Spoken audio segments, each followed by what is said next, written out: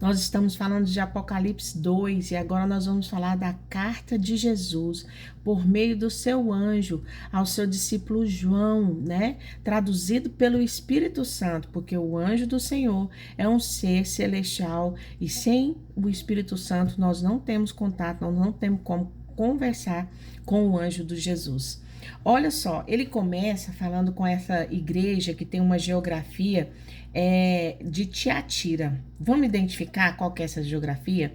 Mas vamos identificar começando com como que Jesus começa a falar. Veja bem que Jesus é bem sucinto, ele já chega trazendo o assunto em cima daquilo que ele quer organizar ou alinhar ou ressignificar na igreja dele aqui na terra, para que ela se pareça com a igreja pensada, a igreja perfeita dele, a noiva perfeita de Jesus. Ele fala assim, olha, estas coisas diz o Filho de Deus. Ele não está se identificando aqui como Jesus, o homem que andou na terra. Ele não está se identificando aqui como Jesus Cristo, Filho de Deus. Não, o Filho de Deus não, o Filho do Pai. Ele está se identificando aqui como Filho de Deus, ou seja, o Supremo, o Poderoso, o que tem todas as decisões, o grande juiz de todas as coisas. Ele está se identificando como Filho de Deus e não como Filho do Pai. Ele está chegando aqui como um julgamento, né? Ele está trazendo um julgamento, porque ele fala assim, ó, o que tem olhos de fogo. O que é olhos com chama de fogo? É olhos que passa e vê a iniquidade e vê o desgoverno e ele fulmina o pecado. Ele tira o pecado das pessoas com um olhar de fogo, com um olhar que queima o pecado e sobra só o tesouro do homem que ele está ali observando.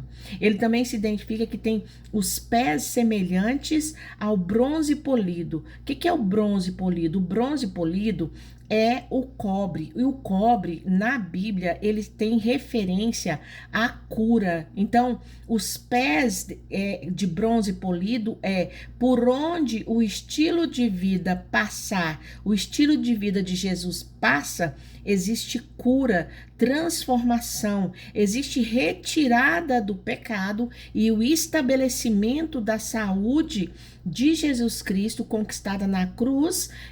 Foi uma sentença transitada em julgado e ele conquistou então a cura das nações. Por onde ele passa fulminando o pecado com os teus olhos de fogo e curando as feridas, as doenças, estabelecendo a saúde dos céus.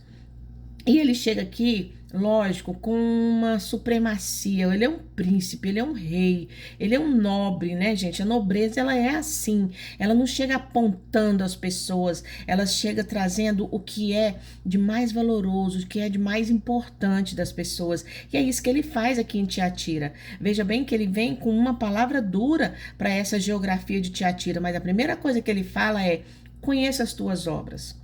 Conheça o teu amor, conheça a tua fé, conheça o teu serviço, conheça a tua perseverança e eu conheço as suas últimas obras, ou seja, eu conheço o que você fez hoje pelo reino.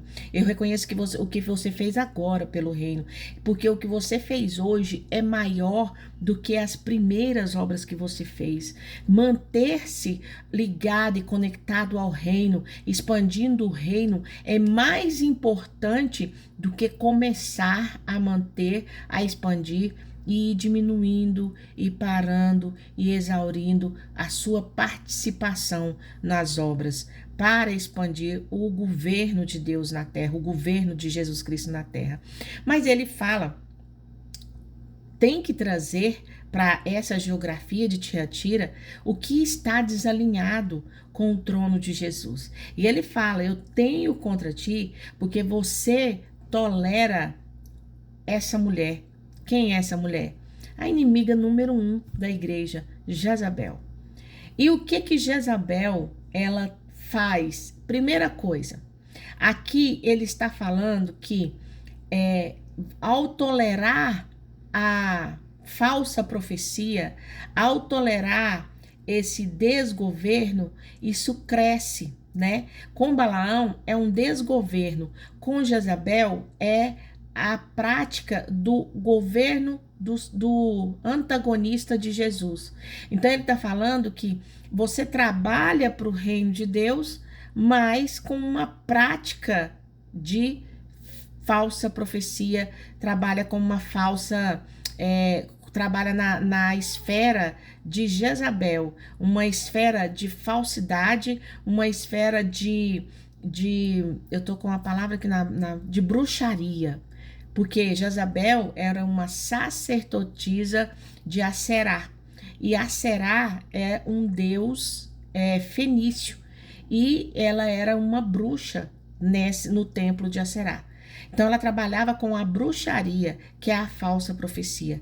Sabe, o desejar o mal para o irmão, o desejar o mal para o outro, o oração contrária é pior que bruxaria. Então, a oração ela é feita para Deus, mas a atitude é de bruxaria.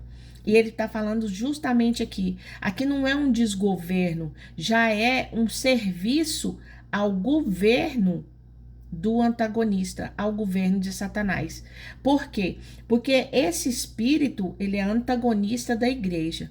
E esse espírito, ele vai fazer o quê? Com que você haja como se fosse um cristão, trabalhando com o Espírito Santo para a expansão do reino, mas na verdade a intenção da profecia e do ensino e da prostituição e da idolatria a outros deuses é contaminar o templo do Deus vivo, contaminar a igreja.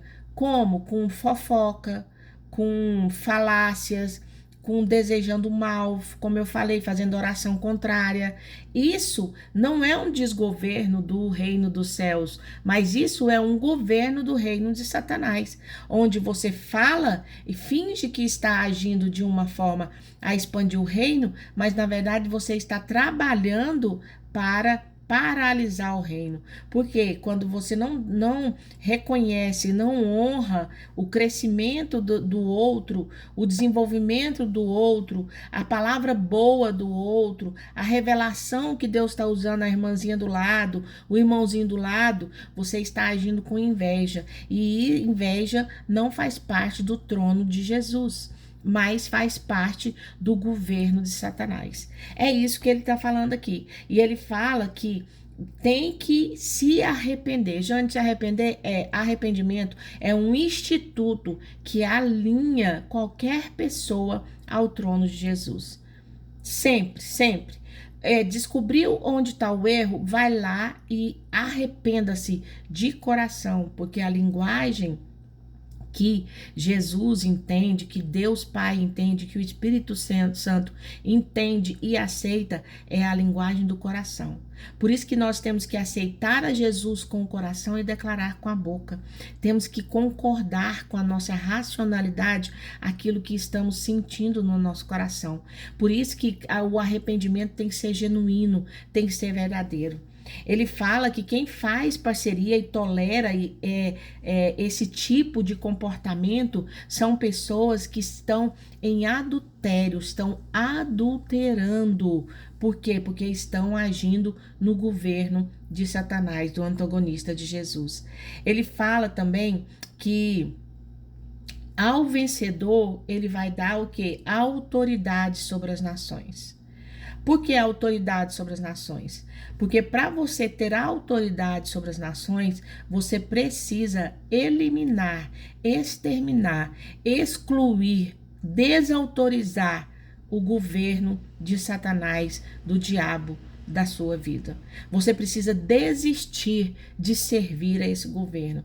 E como que eu vou fazer isso? Como que você vai desistir desse governo? Como que a gente desiste? Quando começa as boas práticas e deixam as más práticas.